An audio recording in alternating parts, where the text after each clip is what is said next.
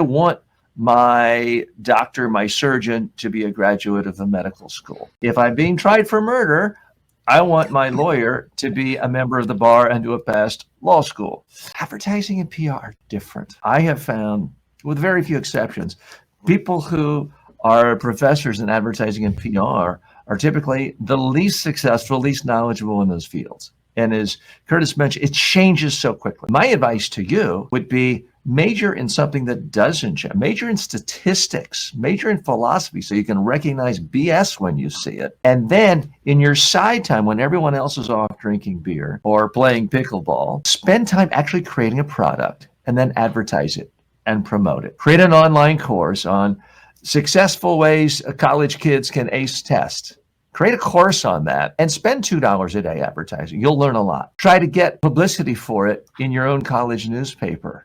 You'll learn a lot. Start a new business every month in college. And if all of them but one fail, you're a success. Even if they all fail, you're still going to know so much more about advertising and PR because you can experiment in a million ways where the only cost is your time. Your time is better off doing that than taking a course on PR, I believe. And I've been, I'm sure you've been asked, Curtis, I've been asked to give guest lectures at PR departments around the country.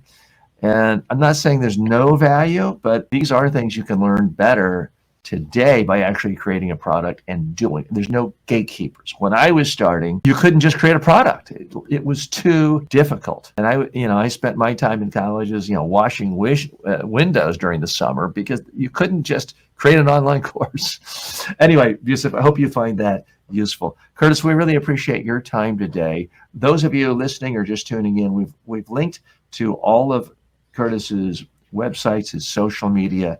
Check out his news-wire.com, his magazine. You may want to connect with it or follow him on Facebook, YouTube, TikTok, LinkedIn, Threads. I'm on Threads. I never go to it. At what point, when you're experimenting with something, do you try it long enough and say, it's not even worth me continuing? I haven't made that decision about Threads yet, but I haven't thought about it. And something tells me if I really go in and look at my interactions, I may think, why am I bothering to have my team post on Threads? So kind of an aside there, but I would just occurred to me when I saw that you post on Threads. And I do on Threads, but I'm posting similar stuff, repurposing content. You talked about cutting up these videos into other things that are repurposed on their platforms. It takes almost nothing. I post on 10 platforms.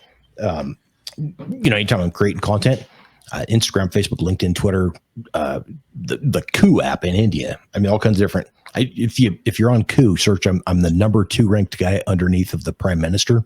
But again, I have never got a single lead. Never made any money, but never even got a lead off of being the second highest ranked guy on the app. But if it's something where you've got the time or you've got the team that's doing it, keep posting and then just figure out how to maybe tune that up a little bit. Threads does longer form. You can post some longer form descriptions and stuff on there. So I'm still trying to figure out Threads myself, but I'm going to keep posting on there until they shut it down or don't.